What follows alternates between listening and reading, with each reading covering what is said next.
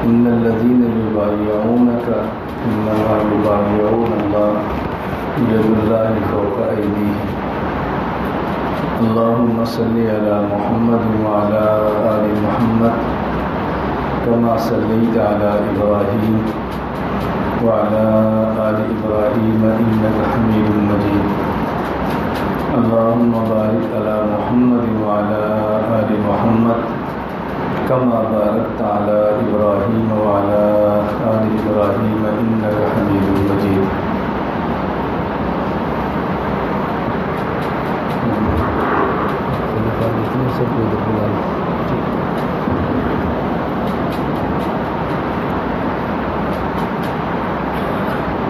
عالم نبی کریم صلی اللہ علیہ وسلم کا وارث ہوتا ہے، اور وارث وہ کام کرتا ہے جو رسول اکرم صلی اللہ علیہ وسلم نے فرمائے ہیں۔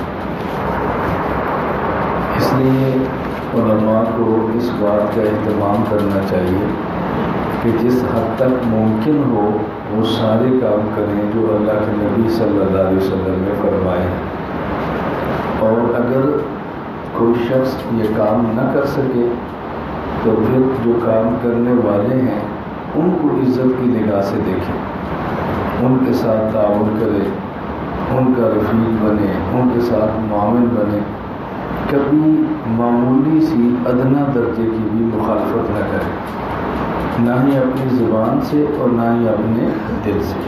میں اس پر بھی انشاءاللہ مختصر سی بات کروں گا بعد میں۔ فی الحال بس ایک بات کو میں نے سمجھانا ہے، اسی کو سمجھنے کی کوشش کریں۔ رسول اکرم صلی اللہ علیہ وسلم 3 قسم کی بیعت فرمایا کرتے تھے۔ حضرت مولانا یوسف کاندھلی رحمۃ اللہ علیہ نے حیات الصحابہ میں لکھا ہے۔ نمبر 1 بیعت علی الایمان، کہ وہ شخص جو کافر تھے وہ کلمہ پڑھتے، بیعت کرتے اور مسلمان ہو جاتے۔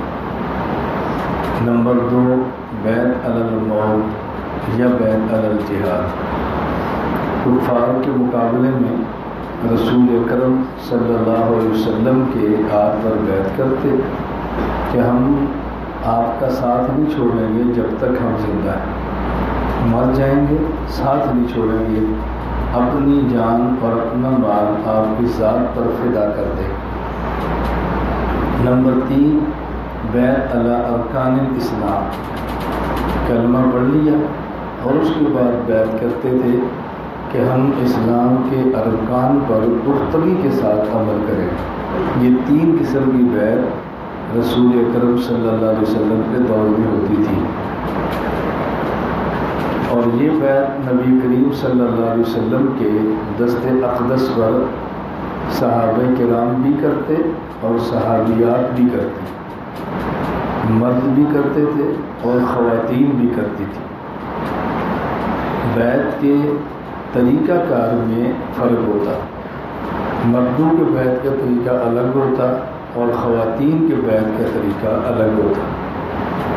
مرد بیعت کرتے ہاتھ میں ہاتھ ڈالتے اور بیعت کرتے، جو میں نے آیت پڑھی ہے ان الذین یبایعونک انما یبایعون اللہ ید اللہ فوق ایدیہم، اور خواتین بیعت کرتی رسول اکرم صلی اللہ علیہ وسلم جو کلمات فرماتے تو انہی کلمات کو دہراتی، اور ہاتھ سے ہاتھ نہیں ملتا تھا، اور اگر خواتین کا مد زیادہ ہوتی اور مرد بھی ہوتے تو رسول اکرم صلی اللہ علیہ وسلم کے کلمات بیعت کو ایک صحابی آگے دہراتے، اور حضور اکرم صلی اللہ علیہ وسلم کے کلمات کو خواتین اپنی زبان سے اقرار فرماتی اور بیعت ہو جاتی۔ تو بیعت مردوں میں بھی ہے اور بیعت خواتین کے اندر بھی، صحابی بھی کرتے اور صحابیات بھی کرتے۔ خواتین اگر بیعت کریں اس کا ایک طریقہ یہ ہوتا ہے کہ مثلا ایک برتن ہو جس کے اندر پانی ہو، اس میں شیخ اپنے ہاتھ ڈالے اور نکال دے، خواتین اس میں اپنے ہاتھ ڈبو دیں اور کلمات کہہ دیں۔ دوسرا طریقہ یہ ہوتا ہے کہ خواتین پردے کے پیچھے ہوں، کپڑے کو شیخ پکڑے، اسی کپڑے کو پکڑیں اور بیعت کر دیں، اور تیسرا طریقہ ہوتا ہے کہ جو کلمات شیخ نے کیے ہیں وہی کلمات خواتین کہہ دیں اور بیعت ہو جائے۔ اور آج کے دور میں سب سے مناسب اور بہترین طریقہ یہی ہے کہ کسی بھی معاملے میں بیعت کرنے والی خاتون اور شیخ کا ایسا ربط نہ ہو جو میں عرض کر رہا ہوں، بس یہ کلمات کہہ دیں اور وہ کلمات بیعت دوہرا لیں۔ اور اس کے لیے یہ بھی نہیں ہے کہ خواتین اونچی آواز سے کلمات کے آہستہ آہستہ کے بس بیعت کر لیں، تو اس کا اہتمام بہت زیادہ کرنا چاہیے، مرد بھی اور عورتیں بھی۔ اور بیعت 3 قسم، ہمارے ہاں آج جو خانقاہوں میں بیعت ہوتی ہے، نہ تو یہ بیعت علی الاسلام ہے کہ کافر کو مسلمان کیا جا رہا ہے، اور نہ بیعت علی الجہاد ہے کہ لڑنے کی بیعت ہو رہی ہے، یہ صرف بیعت علی ارکان الاسلام ہے کہ ہم اسلام پر پابندی سے عمل کریں گے، گزشتہ گناہوں سے توبہ کرتے ہیں اور آئندہ ہم نیک اعمال کا اہتمام کریں۔ بیعت علی الاسلام اور بیعت علی الجہاد نہ کرنے کا معنی یہ نہیں ہے کہ وہ 2 قسم کی بیعتیں ختم ہو گئی، منسوخ ہو گئی ہیں، ان کا وجود نہیں، یہ معنی نہیں ہے۔ مطلب یہ ہے کہ خانقاہوں میں جو بیعت ہو رہی ہے یہ بیعت علی ارکان الاسلام ہو رہی ہے، بس اس بات کو اچھی طرح سے نشین فرمائیں۔ ایک بات تو میں نے عرض کی کہ بیعت کیا ہوتی ہے، نمبر 2 یہ بات سمجھیں کہ بیعت کیوں کی جاتی ہے، بیعت کا مقصد کیا ہے۔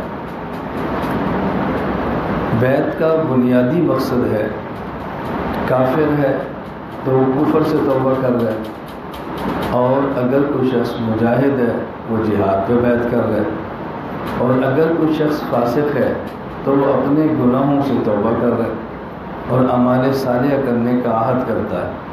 تو بیعت کا بنیادی مقصد ہوتا ہے توبہ، کہ میں پچھلے گناہوں سے توبہ کرتا ہوں اور آئندہ انشاءاللہ نیک اعمال کروں گا۔ چونکہ بیعت کا بنیادی مقصد توبہ ہے، اس لیے ہمارے بعض مشائخ کا مثلا میں نے بتایا تھا، امداد اللہ مہاجر مکی رحمہ اللہ، ان حضرات کا ذوق یہ تھا کہ سواری پر سوار ہونے کے لیے کہ اسٹاپ پہ بیٹھے ہیں، اگر وہیں کوئی شخص آ جائے جی بیعت کرو، اسی وقت فرماتے کر لو بیعت۔ ان کا ذوق ہوتا تھا کہ چونکہ اس کا بھی توبہ کا ذہن بنا ہوا ہے اور شاید بات کو ذہن نہ رہے تو اس کو فوراً توبہ کرا دے۔ اور حضرت ہی کے خلیفہ حکیم الامت حضرت تھانوی رحمۃ اللہ علیہ بیعت کے معاملے میں بہت سخت تھے، حضرت اتنی جلدی بیعت نہیں فرماتے تھے، حضرت اس کی طلب دیکھتے اور پھر کہیں جا کر بیعت فرماتے تھے۔ اس لیے ہمارے مشائخ کا 2 قسم کا ذوق ہے، ہمارے بعض مشائخ وہ بیعت فوراً فرما لیتے ہیں اور بعض تھوڑا سا رگڑا دے کے پھر بیعت کرتے ہیں۔ حضرت مولانا احمد علی لاہوری رحمۃ اللہ علیہ کہ حضرت مولانا محمد امین القاری رحمہ اللہ نے خود واقعہ فرمایا ہے، فرماتے ہم نے لاہوری رحمہ اللہ کے بارے میں سنا کہ حضرت صاحب کشف آدمی، تو ہم چند ایک اسکول ٹیچر اکاڑا کے اکٹھے ہوئے اور ہم نے کچھ پیسے اپنی تنخواہ کے لیے، کچھ پیسے بینک کے سود کے لیے، اور ہم نے پھل لے لیا، کچھ تنخواہ کے پیسوں سے کچھ سود کے پیسوں سے، ان کو مکس کر دیا، اور حضرت کے ہم حضرت کی خانقاہ میں لاہور چلے گئے۔ جیسے بیان ہے ذکر فارغ ہوئے تو ہم نے حضرت یہ آپ کی خدمت میں ہدیہ ہے، میں نے ہدیہ قبول فرمایا اور یہ فرمان لگے کہ یہ جو پھل ہے یہ تو حرام کا ہے اور یہ پھل جو ہے وہ حلال کا ہے، آج الگ الگ کر دیے۔ صاحب کشف تھے، فرماتا جب یہ معاملہ ہو گیا تو ہم نے حضرت سے عرض کی کہ ہم آپ سے بیعت کرنا چاہتے ہیں، تو حضرت نے فرمایا کہ اب تو تم آئے ہو میرا امتحان لینے کے لیے، اب چلے جاؤ، پھر دوبارہ آنا بیعت کرنے کے لیے، آئے تو اب بیعت ہونے کے لیے نہیں آئے، میرا امتحان لینے کے لیے آئے، اب جاؤ۔ اب دیکھو فوراً بیعت نہیں کی۔ یہ بات میں کیوں کر رہا ہوں؟ دوسری بات جو میں نے سمجھائی کہ بیعت کا مقصد تو اپنے گناہوں سے توبہ اور نیک اعمال کی پابندی، مواظبت اور دوام ہے۔ یہ نہیں کہ جب بیعت ہوگی تو پھر آئندہ گناہ نہیں ہوگا، پھر گناہ ہوگا، لیکن پھر توبہ، پھر گناہ ہو جائے، پھر توبہ۔ تو بیعت کا بنیادی مقصد ہے اپنی اصلاح اور اپنا تزکیہ۔ اسی وجہ سے بہت سارے حضرات بیعت کرنا چاہتے ہیں اور شیطان کرنے نہیں دیتا، اور بہانہ اس کا کئی ایک بہانے بنا دیتا ہے تاکہ یہ بندہ بیعت نہ کرے۔ وہ سمجھتا ہے اگر توبہ کر لی، پچھلے گناہ تو گئے، اب ذہن میں کوئی گناہ یاد کلاتا ہے کہ بیعت کا مقصد ہے توبہ، فلاں گناہ تو نے تو چھوڑنا نہیں، تو بیعت کا فائدہ کیا ہوا؟ شیطان کی عجیب ترتیب ہوتی ہے، اس کو پتہ ہے کون کون سے میں نے گناہ کروائے، ایک گناہ ذہن میں بٹھائے گا، فلاں گناہ تو چھوڑنا نہیں، تو بیعت کا فائدہ کیا ہوا؟ اب وہ بیعت نہیں ہونے دے گا کہ وہ گناہ چھوٹ نہ جائے۔ اللہ ہم سب کو گناہوں سے محفوظ رکھے، جو ہم نے گناہ کیے اب اللہ اپنے کرم سے معاف فرما دے۔ تو بیعت کا بنیادی مقصد ہے تزکیہ اور اصلاح۔ تیسری بات میں نے کی ہے کہ بیعت کرنے والے مشائخ کے مزاج دو قسم کے، بعض بیعت جلدی فرماتے ہیں اور بعض بیعت جلدی نہیں فرماتے، بیعت سے پہلے رگڑا دیتے ہیں تاکہ کل کو اس نے دوڑنا ہے تو پہلے ہی دوڑ جائے، اور جو نہ دوڑے وہ بیعت ہو جائے۔ یہ بات میں نے اس لیے سمجھائی ہے، اگر آپ ایک شیخ ایسا دیکھیں کہ جو فوراً بیعت کرتا ہے اور دوسرا ایسا دیکھیں کہ جو فوراً بیعت نہیں کرتا، تو جو فوراً بیعت کرتا ہے اس کے بارے میں یہ بدگمانی نہ ہو کہ اس کو مرید بنانے کا شوق ہے جو فوراً بیعت کرتا ہے، اور فلاں کو شوق نہیں ہے اس لیے وہ فوراً بیعت نہیں کرتے۔ اور اسی طرح جو فوراً بیعت نہیں کرتے، بیعت سے پہلے رگڑے لگاتے ہیں، تو ان کے بارے میں شیطان ذہن میں نہ ڈال دے کہ ان کا مزاج بہت سخت ہے، ان کا مزاج اکابر والا نہیں، ان کے مزاج میں تواضع نہیں ہے، دیکھو اکڑ دیں اور بیعت نہیں کرتے۔ ہر شیخ کا اپنا ذوق ہوتا ہے، ایک کے ذوق کو دوسرے پر مسلط نہیں کرتے، اور ایک کا ذوق دیکھ کر پھر دوسرے کے اوپر تان اور تنقید بھی نہیں کرتے۔ اس کو اچھی طرح سمجھیں۔ نمبر 4، بیعت کس شخص سے ہونا چاہیے؟ اس کے لیے ضروری ہے نمبر 1 جس سے بیعت ہونی ہے اس کے عقائد ٹھیک ہوں، نمبر 2 اس کے اعمال سنت کے مطابق، نمبر 3 اس کو کسی شیخ اور مرشد سے باقاعدہ اجازت ہو۔ ہمارے یہاں مشائخ سے اجازت 2 قسم کی ہوتی ہے، ایک ہوتی ہے اجازت بیعت اور ایک ہوتی ہے اجازت ذکر۔ بعض مجاز بیعت ہوتے ہیں کہ آپ لوگوں کو بیعت کر سکتے ہیں، اور بعض مجاز ذکر ہوتے ہیں کہ آپ بیعت نہیں کر سکتے لیکن آنے والوں کو ذکر کرا سکتے ہیں۔ تو نمبر 1 عقیدہ ٹھیک ہو، نمبر 2 عمل سنت کے مطابق ہو، نمبر 3 ان کو کسی شیخ سے باقاعدہ اجازت۔ بس یہ 3 چیزیں جس کے اندر ہوں، یہ تو شرطیں ہیں شیخ کے اندر جس سے آپ نے بیعت کرنی ہے، اور یہ جو مرید ہے جس نے بیعت کرنی ہے اس کے لیے 2 چیزیں ضروری ہیں۔ نمبر 1 ایسے شخص سے بیعت کرے جس کے ساتھ اس کا مزاج ملتا ہو، شیخ کا مزاج اور ہو، مرید کا مزاج اور ہو، کل کو دوریاں پیدا ہوتی، مزاج ملتا ہو۔ نمبر 2 بیعت کرے اور شیخ کے ساتھ رابطہ ہو سکتا ہو۔ اگر مزاج نہ ملتا ہو اور رابطہ بھی نہ ہوتا ہو تو پھر بیعت برکت کے لیے ہوتی ہے، ایک مرتبہ گناہوں سے توبہ ہو جاتی ہے، ثواب مل جاتا ہے، لیکن جو بیعت کا نفع ہونا چاہیے وہ نہیں ہو پاتا۔ نمبر 1 مزاج ملتا ہو، اور نمبر 2 جی پھر یہ نہ دیکھیں کہ جس سے بیعت ہو رہی ہے بڑا ہے یا چھوٹا ہے۔ بعض لوگ بیعت کرتے ہیں تو یہ دیکھتے ہیں کہ پیر مشہور ہونا چاہیے، معروف ہونا چاہیے، اور غیر معروف بندے کی بیعت نہیں کرتے۔ ہمارے حضرت حکیم اختر سے رحمہ اللہ فرمایا کرتے تھے کہ بیعت تو ایسی ہے کہ جیسے آدمی کسی کا خون لے، خون کی کمی ہے اور ڈاکٹر کہتے ہیں تم ایک بوتل خون دینی ہے، ایک سے خون نکالو اور دوسرے کو دے دو، تو اس کے لیے ضروری ہے کہ بلڈ گروپ ملتا ہو۔ یہ نہیں کہ جس نے خون لینا ہے وہ تو بہت بڑا آدمی ہے اور جس سے لینا ہے وہ چھوٹا آدمی ہے، کیونکہ یہ چھوٹے آدمی سے میں خون کیوں لوں، یہ تو ریڑھی چلاتا ہے اور میں اتنا بڑا آدمی ہوں، یہ تو چھوٹا سا دکاندار ہے اور میں اتنا بڑا آدمی ہوں۔ تو یہ نہیں دیکھتے کہ بندہ چھوٹا ہے یا بڑا ہے، یہ دیکھتے ہیں کہ بلڈ گروپ ملتا ہے یا بلڈ گروپ نہیں ملتا۔ تو ضروری ہے اس بات کا ہمیں بہت زیادہ خیال کرنا چاہیے۔ کتنی باتیں ہو گئی؟ 4۔ نمبر 5 جب بیعت کر لیں تو پھر 2 چیزوں کا خیال کریں۔ نمبر 1 اطلاع، نمبر 2 اتباع۔ اطلاع اور اتباع کا معنی اپنے احوال کی شیخ کو اطلاع دیں اور شیخ کی طرف سے ملنے والی ہدایات کی اتباع کریں، اب بیعت کا نفع ہو۔ احوالات کی اطلاع دیں اور ہدایات کی اتباع ہے۔ بعض بیعت ہونے کے بعد حالات کی اطلاع نہیں دیتے، اور حالات کی اطلاع کیوں نہیں دیتے؟ بیعت ہوا تھا گناہ چھوڑنے کے لیے، بیماری ہے لڑکیوں سے رابطے کی، بیماری ہے فلمیں دیکھنے کی، بیماری ہے زنا کرنے کی، بیماری ہے مشت زنی کرنے کی، بیماری ہے جھوٹ بولنے کی، اور بتاتا ہے نہیں۔ اس کے ذہن میں کیا، اگر میں بتاؤں گا میرے شیخ کو پتہ چلے گا تو مجھ سے نفرت کریں گے، میرے پلے کیا رہ جائے گا۔ اب اس کو بیعت کا فائدہ نہیں ہو سکتا۔ جس شخص سے بیعت کریں کم از کم آخری درجہ کم از کم یہ سمجھیں کہ اس کو مجھ سے ایسے پیار ہے جیسے ماں کو ہے، کم از کم۔ اور ماں اگر اپنے چھوٹے بچے کو دیکھ لے کہ اس چھوٹے بچے کے پیمپر کے اندر ٹٹی ہے، پیشاب ہے، پخانہ ہے، تو ماں اس بچے سے نفرت نہیں کرتی، بلکہ پخانہ دور کر کے اس بچے کو صاف کر کے خوشبو لگا کے اس سے محبت کا اظہار کرتی ہے۔ اگر شیخ کے علم میں آ جائے کہ میرا مرید فلاں گناہ کرتا ہے تو شیخ ایسے مرید سے نفرت نہیں کرتا، اس کے گناہ کو صاف کرنے کی ترتیب بناتا ہے اور اس کے لیے دعائیں کرتا ہے تاکہ یہ پاک ہو جائے۔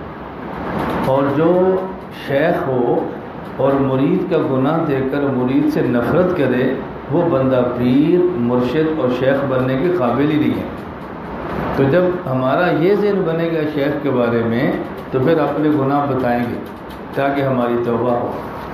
مجھ پر ایک آدمی نے اشکال کیا کہ جب ہم مرشد کو اپنے گناہ بتائیں گے تو ہم تو اپنے گناہ پر گواہ بنا رہے ہیں، اور حدیث پاک میں بھی ہے اور مسئلہ بھی ہے، اگر گناہ کریں تو پھر رات کو چوری گناہ کیا، اللہ نے ستاری گناہ چھپا دیا، آپ صبح ستاری چادر پھاڑ کے گناہ کیوں بتاتے ہو؟ اس پر اللہ ناراض ہوتے ہیں۔ تو یہ تو بظاہر اس حدیث کے خلاف ہے۔ میں نے ان سے کہا ایک ہوتا ہے اپنا رات کا مخفی گناہ کسی کو بتانا اپنے گناہ کی لذت لینے کے لیے، بس اوقات گناہ کرنے کا مزہ نہیں ہوتا، جو گناہ بتانے کا مزہ ہوتا ہے۔ تو جس طرح گناہ کر کے حرام لذت حرام ہے، اسی طرح گناہ بتا کر حرام لذت لینا یہ بھی جائز نہیں ہے، اس پر پابندی ہے۔ لیکن اگر کوئی شخص ایسے بندے کو گناہ بتائے کہ جس کو بتانے سے گناہ چھوٹتا ہو، تو مقصد گناہ کی لذت لینا نہیں ہے بلکہ گناہ سے جان چھڑانا ہے۔ اس طرح جیسے ایک آدمی کا سطر ہے، یہ کسی کو دکھانا جائز نہیں ہے، لیکن اگر سطر میں کی جگہ پر یعنی ناف سے لے کر گھٹنے تک اگر کوئی ایسی بیماری ہو کہ جب تک ڈاکٹر اس کو نہ دیکھے تو علاج نہ کر سکتا ہو، اب سطر کھول کے یہ جگہ بھی ڈاکٹر صاحب کو دکھاتے ہیں، پھوڑا ہے، پھنسی ہے، کوئی ایسی بیماری ہے، ڈاکٹر نے کٹ لگانا ہے، آپریشن کرنا ہے، پٹی لگانی ہے، تو دیکھے گا۔ ویسے تو جائز نہیں ہے کہ مزے لینے کے لیے اپنے دان کسی کو دکھائیں اور کسی کے دیکھیں، یہ تو گناہ ہے۔ لیکن ڈاکٹر کو دکھائیں کہ اس کے بغیر گزارا نہ ہو تو پھر گناہ نہیں ہے۔ بالکل اسی طرح اپنے گناہ کا اظہار کرنا جائز نہیں ہے، لیکن ایسا بندہ کہ جس کو بتانے سے گناہ چھوٹتا ہو اس کو بتانا چاہیے۔ تو یہ میں نے 5 باتیں آپ کی خدمت میں عرض کی ہیں۔ بیعت کرنے والوں کو یہ 5 باتیں ذہن میں رکھنی چاہیے، اور جب بیعت کر لیں تو پھر ہر آئے دن اپنا شیخ نہ بدلیں، یہ اچھی طرح ذہن میں رکھیں، ہر آئے دن اپنا شیخ نہ بدلیں۔ اگر ایک سے بیعت کی ہے ان سے رابطہ نہیں ہوتا، ان سے استفادہ نہیں ہوتا، کوئی عذر ہے تو پھر شیخ بدلنے میں حرج بھی نہیں ہے۔ میں نے سب سے پہلے بیعت کی تھی حضرت مولانا عبدالحفیظ مکی صاحب نور اللہ مرقدہ، اور بڑے لاڈ کے ساتھ بیعت کی۔ الحی الحمداویہ مکہ مکرمہ جہاں حضرت کی رہائش ہے، وہاں قریب رہائش کی بہت بڑی مسجد ہے۔ زور کے بعد حضرت وہاں تشریف فرما تھے، تو میں نے حضرت سے کہا میں نے بیعت کرنی ہے، فرمایا کر لو۔ میں نے کہا جی حرم میں کرنی ہے، فرمایا ساری جگہ حرم کے اندر ہی ہے، کر لو۔ میں نے کہا نہیں مسجد حرام میں کرنی ہے، تو حضرت نے خود گاڑی چلائی، مجھے گاڑی پر بٹھایا اور حرم میں لے کر کے حرم مکہ، اور وہاں بیٹھ کر پھر مجھے بیعت فرمایا۔ اب بتاؤ کتنی لاڈ کی یہ بات ہے، لیکن رابطہ نہیں ہوتا تھا۔ میں نے حضرت کی بجائے حضرت اقدس شاہ حکیم مختار رحمہ اللہ سے بیعت کرنا۔ میرے بڑے حضرت کبھی بھی ناراض نہیں ہوئے کہ تم نے یہ کیا کیا ہے۔ میرا خانقاہ کراچی آنا جانا تھا، میں نے چلا بھی لگایا، حضرت سے مجھے اجازت بھی مل گئی، اور اس کے بعد حضرت دنیا سے چلے گئے تو مولانا عبدالحفیظ مکی صاحب رحمۃ اللہ علیہ سے میرا تعلق پہلے بھی تھا۔ حضرت پھر یہاں تشریف لائے اور یہاں کر مجھے اجازت دی حضرت مولانا مکی صاحب رحمۃ اللہ علیہ. تو میں کہہ رہا ہوں کہ شیخ سے رابطہ نہیں، شیخ بدلنا نہیں چاہیے. اور اگر یہ سمجھیں کہ رابطہ نہیں ہوتا یا بات کہہ نہیں سکتے یا مزاج کا مسئلہ ہے تو پھر بدلنے میں حرج بھی نہیں. اور اس کا بہترین طریقہ ہوتا ہے کہ شیخ اول کو باضابطہ اطلاع کر دیں، اس میں زیادہ نفع ہوتا ہے. آنا مشکل تھا، رابطہ مشکل تھا، ہمارے قریب تھے، یہ تھا، اس وجہ سے میں نے فلاں سے بیعت کی تھی، میں نے کہا آپ کو اطلاع کروں. اور دوسری صورت ہوتی ہے کہ بیعت اپنے شیخ سے رکھیں اور شیخ سے پوچھ کی صلاحی تعلق کسی اور سے قائم کر لیں. پھر یہ آپ تک آنا مشکل ہے، مجھے اجازت و فلاں سے اپنے حوال بتا کر میں اصلاح کرا لیا کرو، اس میں بھی کوئی حرج نہیں. 6 باتیں ہوگی جو میں نے ابھی عرض کی ہے بیعت کے بعد. 7ویں بات آپ ذہن نشین فرما لیں. جب بیعت کر لیں، ایک بات مفتی رشید احمد صاحب نور اللہ مرقد فرماتے تھے. میں نے ثانیہ والے سال سے کراچی حضرت کے بیانات میں جانا شروع کیا. میں جامعہ بنوریہ ہوتا تھا، حضرت نازو آباد نمبر 4 دارالفتاح میں ہوتے تھے، تو وہاں سے ہم ان کے بیانات میں جایا کرتے تھے. ثانیہ والے سال کتنی بندے کی عمر ہوتی ہے. حضرت رحمۃ اللہ علیہ بہت عجیب بات فرماتے. حضرت فرماتے تھے کہ جب بیعت کر لیں تو پھر یہ ذہن بنا لیں کہ مجھے فائدہ اسی سے ہونا ہے، پھر فائدہ ہوگا، مجھے اسی سے فائدہ ہونا ہے پھر نفع ہوگا. حضرت فرماتے اس کی مثال ایسے ہی ہے کہ جب نکاح کرنا ہو اچھی طرح دیکھ لے عورت کہ میرا شوہر کیسا ہونا چاہیے، لیکن جب کسی کے نکاح میں چلی جائے تو وہ ذہن بنا لے کہ مجھے بچہ اسی سے ملنا ہے، پھر وہ دائیں بائیں منہ نہ مارے. فرماتے سے آدمی بیعت کرنے سے پہلے سوچ لے کہ میرا شیخ کیسا ہونا چاہیے، لیکن جب بیعت کر لے تو پھر ذہن بنا لے کہ مجھے نفع اسی سے ملنا ہے، مجھے نفع اس سے ملنا ہے، اپنا ذہن بنائے. اور حضرت حکیم الامت مولانا شریف علی تھانوی رحمہ اللہ کی ایک بات وہ فرمایا کرتے تھے، اگر میں ایک مجلس میں بیٹھا ہوں اور ہمارے شیخ حاجی امداد اللہ مہاجر مکی وہاں تشریف فرما ہوں، اور اس مجلس میں اگر حضرت حسن بصری اور جنید بغدادی پیدا ہو کے دوبارہ یعنی زندہ ہو کے دوبارہ آ جائیں، اس مجلس میں آئیں، تو میں ان حضرات کی طرف نگاہ اٹھا کر بھی نہیں دیکھوں گا، اپنے شیخ کی طرف متوجہ رہوں گا. حضرت فرماتے اگرچہ مقام میں وہ بہت بڑے ہیں، لیکن میں توجہ کیوں نہیں ہٹاؤں گا کہ مجھے نفع ان سے نہیں اپنے شیخ سے ہو رہا ہے. یہ مقام میں ان سے چھوٹے ہیں لیکن نفع مجھے اس سے ہو رہا ہے، اس لیے میں ادھر ادھر نگاہ اٹھا کر بھی نہیں دیکھوں گا. تو یہ ہمارے اکابر کا اور مشائخ کا مزاج تھا. اور یہ ذہن میں رکھ لیں، میں 8ویں نمبر پہ بات عرض کر رہا ہوں کہ ہمارے مشائخ میں سے کوئی تلاش کرنے سے شاید آپ کو ایسا ملے جو کسی کے ساتھ بیعت نہ ہو. شاید تلاش کرنے سے ایسا ملے کہ جو کسی سے بیعت نہ ہو. ہمارے تمام مشائخ وہ کسی نہ کسی سے بیعت ہوتے تھے اور دین کا کام فرمایا کرتے تھے. عام آدمی کے لیے بیعت اتنی ضروری نہیں ہے جتنی بیعت مضبوط، تگڑے، مدرس، خطیب، مناظر اور باصلاحیت عالم کے لیے ضروری ہے. اس کی وجہ جیسے ایک گھوڑا ہو اور طاقتور بہت ہو اور وہ ایک ٹانگے کو لے کر چلتا ہو اور کوچوان اس کا کمزور ہو، تو یہ طاقت میں گھوڑا، کوچوان ہے نہیں، یہ ہے تو کمزور ہے، یہ ٹانگے کو کسی درخت اور کھمبے میں مارے گا، خود بھی مرے گا، ٹانگا بھی توڑے گا، سواریاں بھی تباہ کرے گا. اور اگر اس کی لگام کسی تگڑے کوچوان کے ہاتھ کے اندر ہو تو پھر اس کی طاقت صحیح استعمال ہوگی. اسی طرح مولوی جتنا مضبوط ہو اس کا پیر اس سے زیادہ مضبوط ہونا ضروری ہے. اس کو کھینچ سکتا ہو، ڈانٹ سکتا ہو، اور یہ ڈانٹ سہنے کے لیے تیار ہو، بس پھر سمجھے کہ نفع ہوگا، وگرنہ نفع نہیں ہوتا، نقصان ہوتا ہے. اور 9ویں بات یہ ذہن نشین فرما لیں کہ جب بیعت کریں تو پھر شیخ کے پاس آنا جانا نہ ہو بلکہ شیخ کے پاس کچھ وقت رہنا ہو.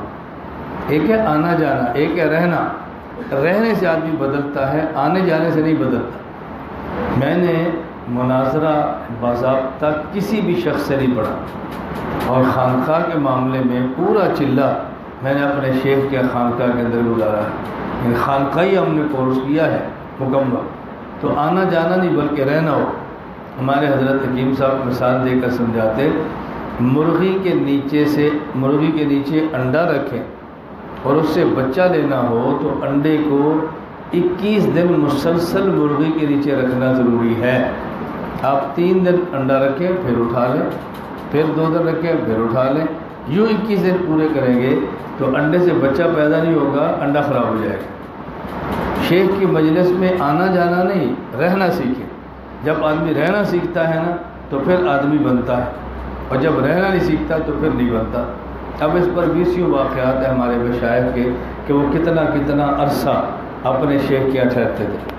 سندھ میں خانقاہ ہے، وہ سندھ والے جانتے ہیں، حالی شریف والے یہ جانتے ہیں۔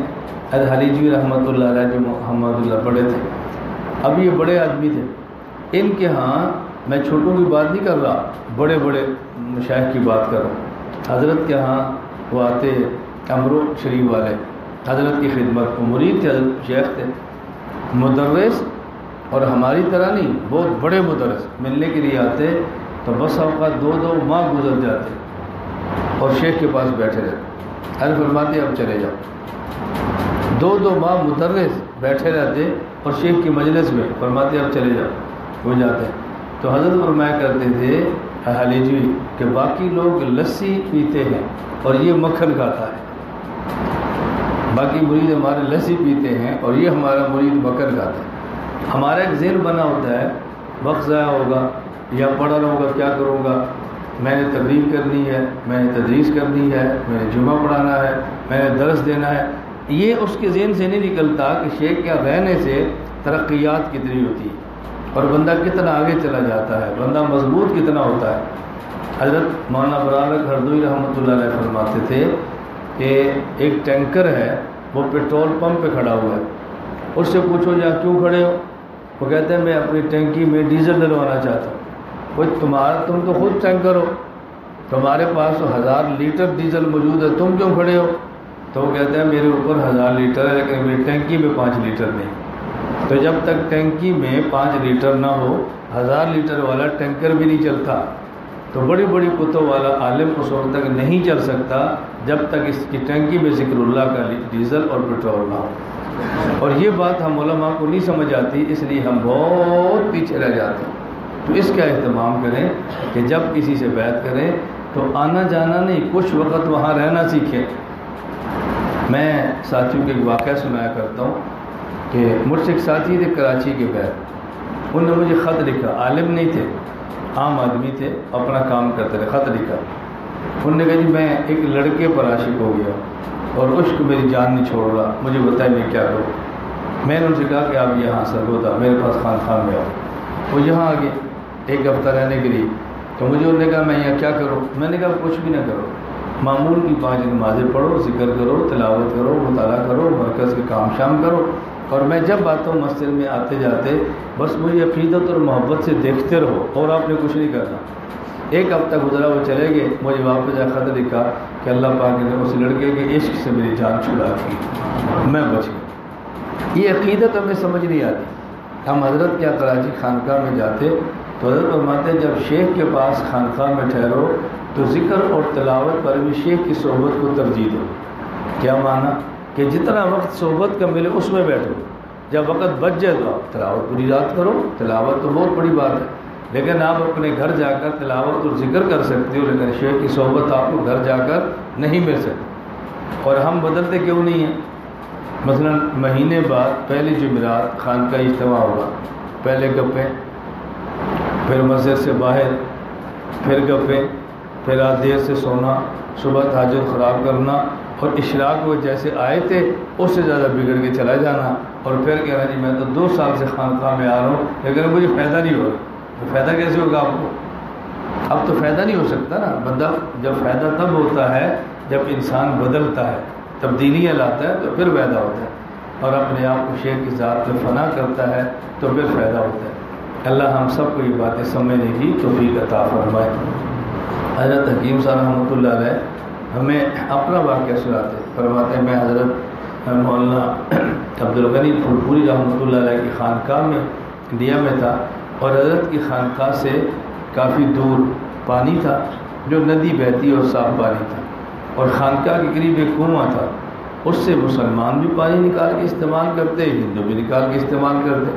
پانی ناپاک نہیں ہوتا، یہ جائز ہے، لیکن حضرت فرماتے ہیں کہ ہمارے شیخ کو طبعاً اس کنویں کے پانی کو استعمال کرنے سے گرانی محسوس ہوتی، تو میں صرف آپ کے اپنے شیخ کے وضو کے لیے 1 یا 2 کلومیٹر پیدل چل کے ندی پر جاتا اور وہاں سے لوٹا پانی لاتا کہ ہمارے شیخ کو وہ پانی محبوب ہے اور یہ پانی استعمال کرنا ان کو طبعاً گرا گزرتا ہے، میں نے یوں شیخ کا خیال رکھا۔ اور حضرت فرماتے کہ حضرت تہجد اٹھتے اور پھر فجر کے بعد اپنے اعمال میں ہوتے، تقریباً 11 ساڑھے 11 بجے جا کر کے ناشتہ کرتے، ہمیں بھوک لگی ہوتی اور ہم بھی ساتھ ہوتے، برداشت کرتے، ڈانٹ سنتے، ہر وقت کبھی ایک بات پہ ڈانٹا، دوسری پر ڈانٹا، تیسرے پر ڈانٹا، اور جو باہر سے مہمان آتے ہم ان کی خدمت میں لگے رہتے، کس کے لیے پلاؤ پک رہے ہیں، کسی کے لیے بریانی پک رہی ہے، کسی کو چرا کھلا رہے ہیں۔ کہتے ہیں ایک دن میں نے حضرت سے ڈرتے ڈرتے پوچھا کہ حضرت جو ایک دن کے لیے آتے ہیں ان کو تو آپ پلاؤ بریانی اور قورمے کھلاتے ہیں اور ہمیں ہمیشہ ڈانٹ پلاتے۔ کہتے حضرت فرمایا اختر کیا تم چاہتے ہو کہ تمہیں بریانی کھلاؤں اور یہاں سے بھیج دوں؟ تم یہ چاہتے ہو تمہیں بریانی کھلاؤں اور یہاں سے نکال دو؟ کہتے ہیں مجھے اسی وقت بات سمجھ آ گئی کہ بریانی کیا ہوتی ہے ایک رات کی اور زندگی بھر کی شیخ کی ڈانٹ کیا ہوتی ہے۔ اللہ ہم سب کو بات سمجھنے کی توفیق عطا فرمائے۔ میں آخری بات عرض کرتا ہوں، پھر ہمارے یہاں یہ 10ویں بات سمجھ، خانقاہوں میں خلافت چلتی ہے، اور یہ ذہن نشین فرما لیں کہ جب شیخ کسی شخص کو خلافت دیتا ہے اس خلافت کی 2 وجہ میں سے ایک وجہ ہوتی ہے۔ ایک وجہ ہوتی ہے کہ مرید کامل ہوتا ہے، شیخ سمجھتا ہے کہ بہت اچھے مقام پر پہنچے، اس کو اجازت دیتے، نمبر 1۔ دوسری وجہ ہوتی ہے کہ مرید کامل نہیں ہوتا، وہ ناقص ہوتا ہے لیکن وہ دین کا کام کرتا ہے، اور شیخ کی خواہش ہوتی ہے کہ اس کے کام میں مزید برکت ہو، اس کے اوپر خلافت کی چھتری رکھ دو، اور وہ دین کے کام میں لگتا ہے، کام کی برکات بڑھ جاتی ہیں اور امت کا رجوع ہو جاتا ہے اور فائدہ بہت زیادہ ہوتا ہے۔ خلافت کا مقصد یہ نہیں ہوتا کہ مرید کامل ہے، خلافت کا مقصد کبھی مرید کامل ہے اور کبھی وہ ناقص ہوتا ہے، لیکن خلافت کی چھتری آنے سے وہ کام کرتا ہے۔ تو جیسے میں ہوں، اب مجھے پتہ ہے میں کتنا فاسق ہوں، مجرم ہوں، گنہگار ہوں، مشائخ نے اجازت دی ہے اور میں اس غلط فہمی کے اندر نہیں ہوں کہ مجھے اجازت اس وجہ سے دی ہے کہ میں کوئی بہت باکمال آدمی ہوں۔ حضرات کے ذہن ہوتے ہیں چلو بھائی دوڑتے ہیں، محنت کرتا ہے، اس پر چھتری رکھ دو، اس کے لیے کام کرنا ذرا آسان ہو جائے گا۔ اور ظاہر ہے بارش برس رہی ہو اور بغیر چھتری کی بندہ جائے تو بھیگ جاتا ہے، اور چھتری موجود ہو اور پھر آدمی کو فرق تو بہت پڑتا ہے نا، آدمی محفوظ رہتا ہے۔ اللہ ہم سب کو اپنے اکابر کے ساتھ وابستہ رہنے کی توفیق عطا فرمائے۔ آج فجر کے بعد کوئی ذکر نہیں ہوا، ہم لمبا ذکر تو نہیں کرتے لیکن ناغہ نہیں کرنا۔ خیر الاعمال ادومها وان قل، خیر الاعمال ادومها وان قل۔ ترجمہ سمجھے میں جو بات سمجھ، ہم عموماً کہتے ہیں چیز تھوڑی ہو مگر اچھی ہو، یہ مزاج شریعت نہیں ہے۔ چیز تھوڑی ہو مگر یہ ٹھیک نہیں ہے، چیز اچھی ہو اگرچہ تھوڑی ہو۔ اس کا معنی کہ شریعت میں اچھا ہونا بھی مطلوب ہے اور زیادہ ہونا مطلوب ہے۔ اللہ فرماتا ہے تمہیں وہ دن یاد ہے جب تم تھوڑے تھے، اللہ نے تمہیں زیادہ کر دیا، اللہ نے زیادہ اپنی نعمت بتائی ہے۔ خیر الاعمال ادومها وان قل، یہ نہیں کہتا کہ بہترین عمل ہوا ہے تھوڑا ہو لیکن مسلسل ہو، نہ مسلسل ہو اگرچہ تھوڑا، بس اس کا معنی یہ ہے کہ عمل تو زیادہ ہونا چاہیے لیکن تھوڑا بھی ہو جائے تو تسلسل ختم نہیں ہونا چاہیے۔ تو بس تھوڑا سا ذکر فرما لیں، ہمارے ہاں 4 سلسلوں میں بیعت ہوتی ہے، 4 سلسلوں میں، سلسلہ قادریہ، چشتیہ، سہروردیہ اور نقشبندیہ۔ لیکن ذکر سلسلہ چشتیہ میں کراتے ہیں کہ یہ بہت آسان طریقے۔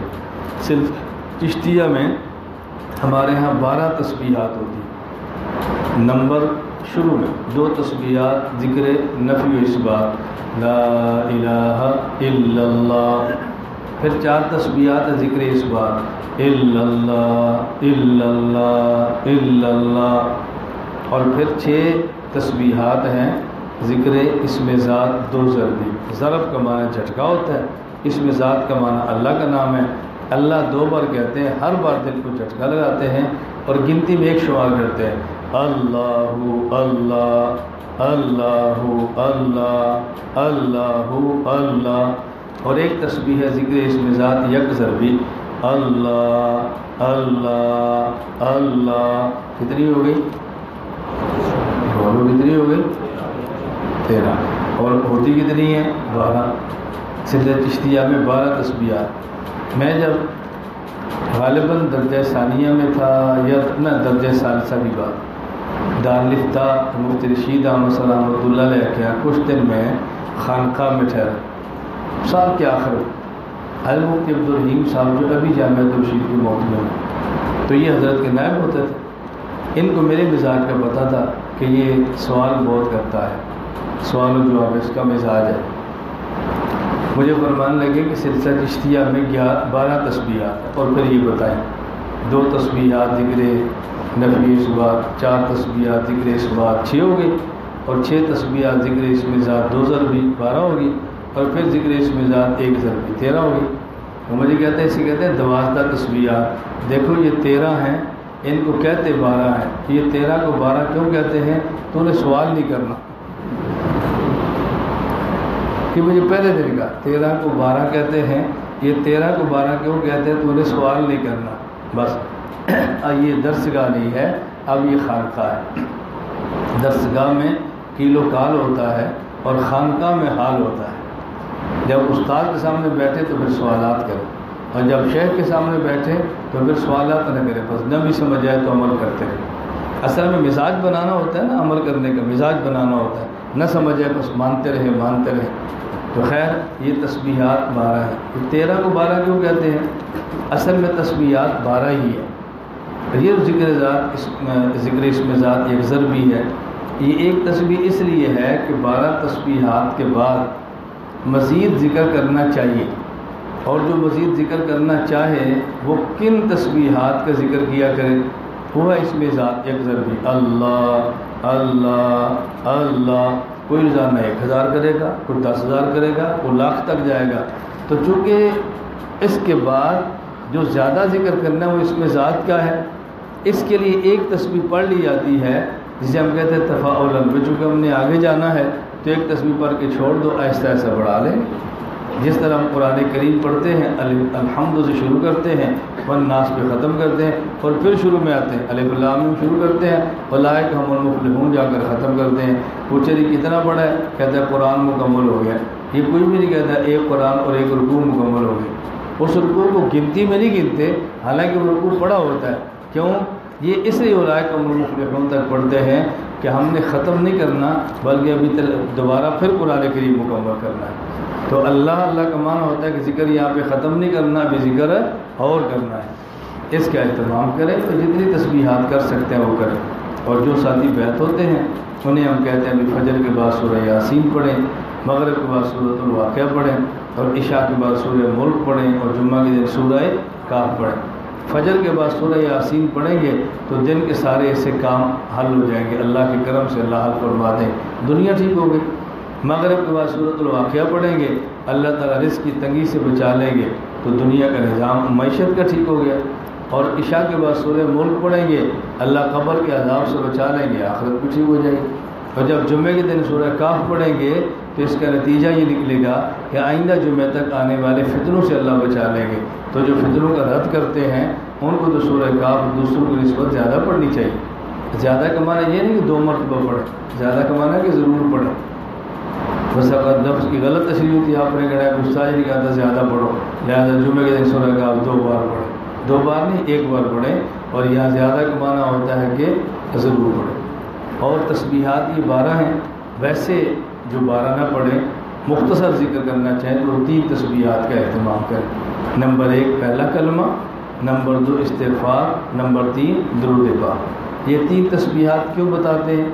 پہلا کلمہ لا الہ الا اللہ محمد رسول اللہ، یہ گویا ایمان کا محل بنا ہے، اور استغفار اس کا معنی ہے کہ ایمان کے محل کو ریگمار لگا کر گناہوں سے پاک کی صاف کیا ہے۔ پھر درود پاک اس کے اوپر آپ رنگ مار کے تو اس کو ذرا چمکا دیں ایمان کے محل کو، تو لا الہ الا اللہ پڑھنے سے ایمان کا محل بنتا ہے، استغفار سے ریگمار کے ذریعے زنگ اترتا ہے، اور درود پاک پڑھ کے اس محل میں رنگ ہوتا ہے تو محل ایمان کا چمک جاتا ہے۔ یہ 3 تسبیحات اس لیے پڑھتے ہیں۔ اللہ ہم سب کو توفیق عطا فرمائے۔ تو یہ ہماری جو تسبیحات ہیں اس کا مختصر سے ذکر فرما لیں۔ یہ جو تسبیح میں آیا تھا پھر واپس گھر گیا ہوں، یہ صرف یہ خاص تسبیح لے لی تھی۔ جو تسبیح میرے ہاتھ میں ہے یہ تسبیح وہ ہے کہ جو روضہ پاک کے اندر حضور اکرم صلی اللہ علیہ وسلم کا جو روضہ مبارک ہے اس کی دیواروں کی اندر کی جانب اس کو یوں دیوار کے ساتھ مس کر کے لایا گیا۔ یہ جو تسبیح ہے، ہم روضہ پاک کے اندر تو نہیں جا سکتے نا، لیکن دیکھو یہ ہمارے ہاتھ میں ہے اور اس کو روضہ پاک کے اندر کی دیواریں لگی ہوئی ہیں۔ تو بندہ نے یہ ہدیہ جب مجھے دی تسبیح تو اس نے کہا جی آپ کو یہ تسبیح ہدیے میں دیتا ہوں کہ جو روضہ پاک کی اندر کی دیواروں کے ساتھ مس کر کے آئی ہے۔ بتاؤ کتنی بڑی اللہ کی نعمت، کتنی بڑی خدا کی نعمت۔ رات ہزاروی صاحب تشریف لائے تھے، آج آپ کو زیارتیں کرائیں گے انشاءاللہ۔ تو ہزار صاحب فرما رہے تھے کہ کعبہ یہ تو میرے پاس بھی ہے اور یہ روضہ پاک کے اندر کا سبز کپڑا یہ بھی میرے پاس ہے، لیکن یہ جو کپڑا ہے جس سے روضہ پاک قبر مبارک کے اندر سے صفائی ہوئی ہے یہ میرے پاس نہیں ہے۔ میں نے کہا میرے ذمہ انشاءاللہ میں آپ کی خدمت میں یہ بھی پیش کروں گا، اس میں سے کچھ آپ کی خدمت میں الگ کر کے پیش کر دوں گا۔ یہ تینوں چیزیں آپ کے پاس بھی انشاءاللہ موجود ہوگی۔ آپ حیران ہوں گے اس بات پر یہ کہاں سے ملی ہیں؟ 1 روپیہ نہیں لگایا، جس نے دی ہے اس سے ہمارا تعارف نہیں ہے۔ مدینہ منورہ میں رہتے ہیں، میرے پاس ان کا مدینہ منورہ کا نمبر بھی نہیں۔ وہ جو یہاں تشریف لائے تو انہوں نے خود مجھے کہا، انہوں نے کہا کہ میں مدینہ منورہ میں تھا، مسجد نبوی میں آپ کو بیٹھا ہوا دیکھا تو میرے دل میں خیال آیا کہ اس شخص کو کچھ دینا چاہیے، بس میرے پاس ہے اور یہ تسبیح پیش کی۔ کہا جی مولانا صاحب یہ تسبیح رکھ لیں جو روزے کے اندر مس کر کے دی ہے، اور باقی ہدیے میں آپ کی خدمت میں پیش کروں گا، میں نے نیت کر لی ہے۔ اور وہاں سے چلے اور یہاں ہمارے گھر چھوڑ کر گئے۔ دیکھو اللہ کی نے 39 سال سے مدینہ منورہ میں، 39 سال۔ کچھ اور ہدایہ کا بھی میرے ساتھ وعدہ کیا ہے، تو انہوں نے کہا بس میں ابھی اظہار زیادہ نہیں کرتا، لیکن میں نے بہت ساری چیزوں کا ارادہ کیا ہے، اور میری خواہش ہے کہ آپ یہاں پہ کمرہ سجائیں جس میں صرف وہ تبرکات ہوں جن کی نسبت براہ راست رسول اللہ صلی اللہ علیہ وسلم کے ساتھ۔ دعا کروں میں اللہ اپنے کرم سے وہ بھی دے دے۔ میں نے جب حضرت ہزاروی صاحب کو رات واقعہ سنایا تو بہت پیاری بات فرمائی، فرمایا کہ یہ حضرت پاک کی جو خاص نسبت ہے اور عقیدہ حیات آپ بیان کرتے ہیں اور حضرت کی محبت کا تذکرہ کرتے ہیں، یہ فیض ہے، یہ ان کی طرف سے ہدایہ ہے جو آپ کو ملے، یہ ہدایت انعامات ہے جو ملے۔ آپ دیکھو پوری دنیا میں گھومو کہ ایسے کمرہ ملتا ہے کسی بندے کو جہاں میں ہر وقت بیٹھتا ہوں، ایسے تینوں لٹکے ہوتے ہیں، کبھی آتے چومتے ہیں، کبھی جاتے چومتے ہیں، کبھی آتے دیکھتے ہیں، کبھی جاتے دیکھتے ہیں۔ ہر بندے نے بند کمرے میں اپنا محبوب رکھا ہوتا ہے، ہم نے بھی اپنا محبوب بند کمرے میں رکھا ہوتا ہے۔ وقت بہت کم ہوتا ہے، میں آپ کو تو نہیں بلا سکتا، میں نے پہلے بھی آپ سے کہا تھا کہ میری خواہش ہوتی ہے ساتھیوں سے ملے، طلباء سے، لیکن وقت کم ہوتا ہے، مطالعہ رہ جاتا ہے، مہمانوں کی وجہ سے نہیں مل پاتے۔ ورنہ سال کے دوران جو طلباء تخصص میں ہیں میں باری باری سب کو بلاتا ہوں۔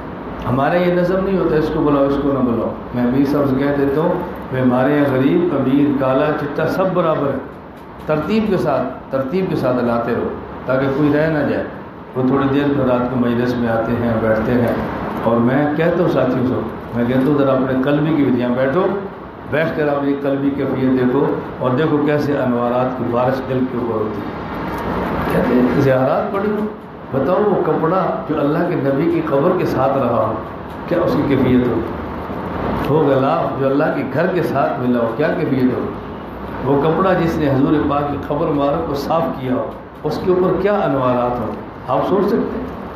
اور آپ دنیا میں تلاش کرو گے، دنیا میں یہ 3 جگہ چیزیں بیک وقت کسی جگہ پہ شاید ہی آپ کو ملے، شاید۔ اور ہمارے پاس اللہ پاک نے عطا فرمائی ہے، اللہ کا کتنا بڑا کرم ہے، اللہ اس کی قدر کرنے کی توفیق عطا فرمائے۔ تو پھر میں خیر گھر گیا، دوبارہ آیا، میں نے کہا چلو اسی تسبیح کے اوپر ذکر کرا دیں اور اس کے اوپر ہو جائے مختصر سے ذکر فرما لیں، پھر جن نے بیعت کرنی کر لیں۔ لا الہ الا اللہ محمد رسول اللہ صلی اللہ تعالی علیہ وعلی آلہ وصحبہ وبارک وسلم۔ لا الہ الا اللہ، لا الہ الا اللہ، لا الہ الا اللہ، لا الہ الا اللہ، لا الہ الا اللہ، لا الہ الا اللہ،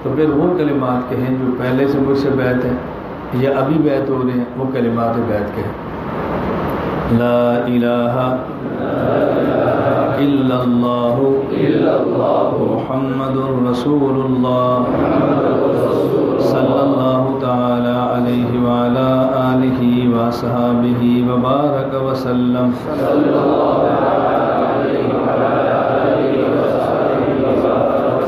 آمنت باللہ وملائکتہ وکتبہ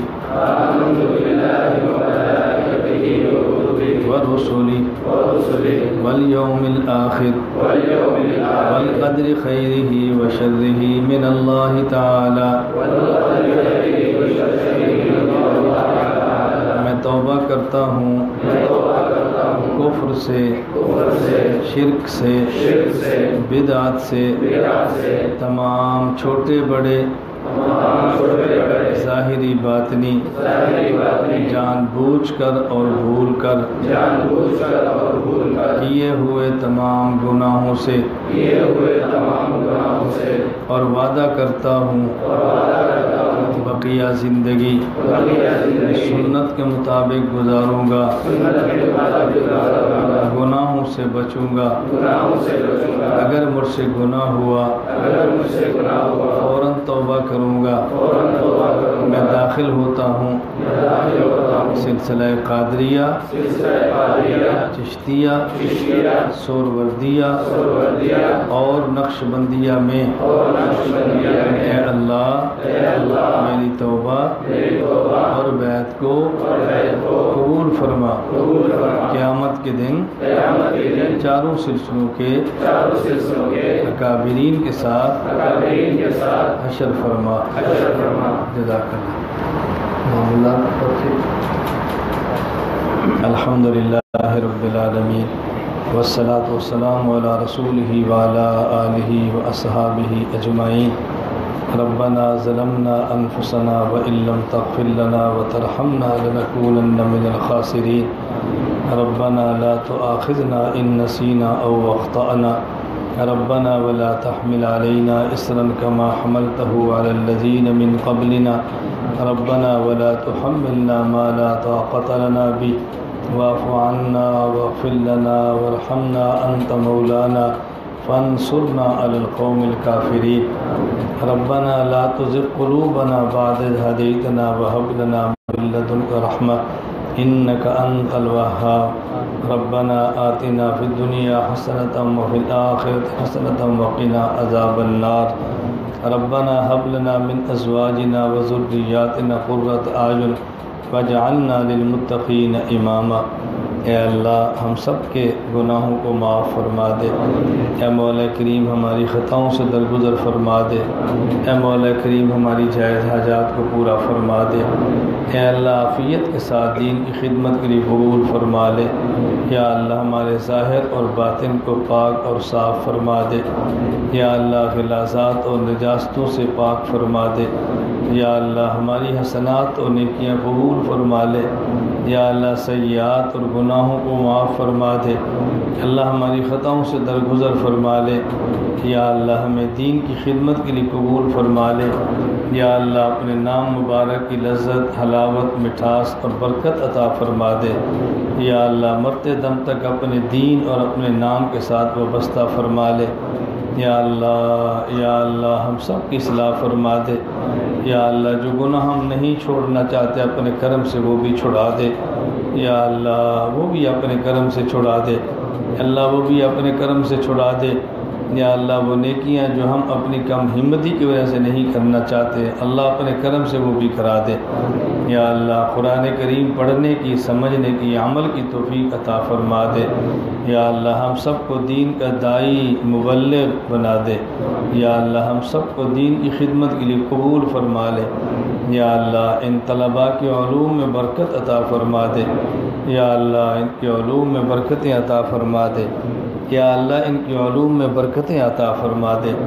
یا اللہ یہ لمبا سفر کر کے تیرے دین کے لیے آئے ہیں، اللہ تیرے دین کے علم کے لیے آئے ہیں، اللہ ان کو عطا فرما دے۔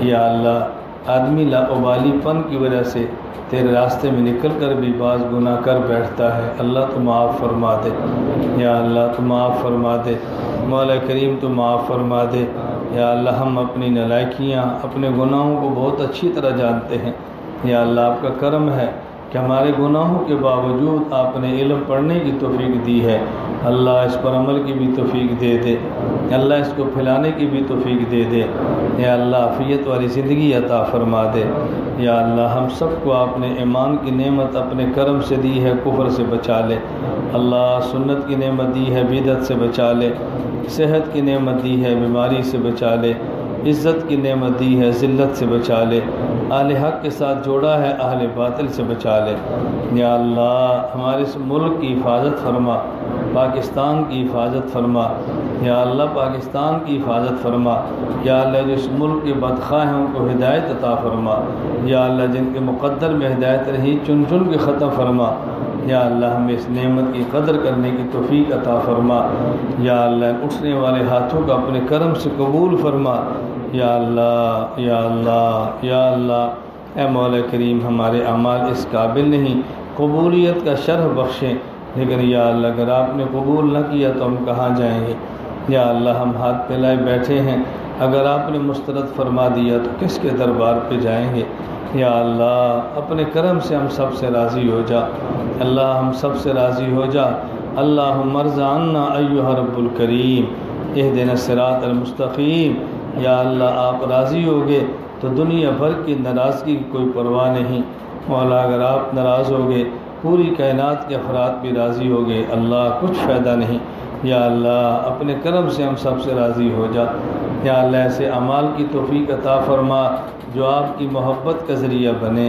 یا اللہ ایسے اعمال کی توفیق عطا فرما جو آپ کے حبیب صلی اللہ علیہ وسلم کی محبت کا ذریعہ بنے، یا اللہ اپنے محبوب کی سنت کو محبوب بنا دے، اللہ اپنے محبوب کی سنت پر چلنا آسان فرما دے، یا اللہ صحابہ کرام کی محبت عطا فرما دے، اللہ ان کے نقش قدم پر چلنے کی ہم سب کو توفیق عطا فرما دے، یا اللہ ہم نے رات کو چھپ کے گناہ کیے، اللہ دن کو چھپ چھپ کے گناہ کیے، آپ نے ستاری کی چادر اوپر ڈال کے ہمیں ذلت سے بچایا، اللہ آئندہ بھی ذلت سے بچا لے، اللہ رسوائی سے بچا لے، اللہ دنیا آخرت کی رسوائی سے بچا لے، مولا کریم دنیا آخرت کی ذلت سے بچا لے، اللہ علماء حق کے نقش قدم پر چلنے کی توفیق عطا فرما دے، یا اللہ اس مرکز کو شاد اور آباد فرما دے، یا اللہ مرکز اور مسجد کا جو ہم نقشہ تیار کر رہے ہیں اپنے کرم سے اللہ اس کے اسباب پیدا فرما دے، یا اللہ اپنے در کا محتاج بنا کر غیروں سے غنی فرما دے، اللہ اصحاب علم کو متوجہ فرما دے، یا اللہ اصحاب خیر کو متوجہ فرما دے، یا اللہ اس خانقاہ کے فیض کو عام فرما دے، مرکز کے فیض کو عام فرما دے، یا اللہ جو یہاں پر آئے ہیں اپنے کرم سے ان سب کو قبول فرما لے، یا اللہ ان سب کو قبول فرما لے، یا اللہ جو دعائیں مانگی ہیں اپنے کرم سے ان سب کو قبول فرما لے، اللہ جو نہیں مانگ سکے وہ بھی عطا فرما دے، یا اللہ جس کے والدین دنیا سے جا چکے ہیں یا کوئی ایک دنیا سے فوت ہوا ہے، اے اللہ والدین یہ والد اور والدہ جو بھی دنیا سے گئے یا اللہ ان کی مغفرت فرما دے، اللہ جو زندہ ان کو عافیت والی زندگی عطا فرما دے، اللہ ہمیں والدین کی قدر کی توفیق عطا فرما دے، یا اللہ ہمارے ہاتھ کی، آنکھوں کی، کان کی، زبان کی، ناک کی، اللہ سر کے بالوں سے لے کر پاؤں کے ناخن تک پورے جسم کی حفاظت فرما دے، اجمعین برحمتک یا ارحم الراحمین۔ تشریف رکھیں۔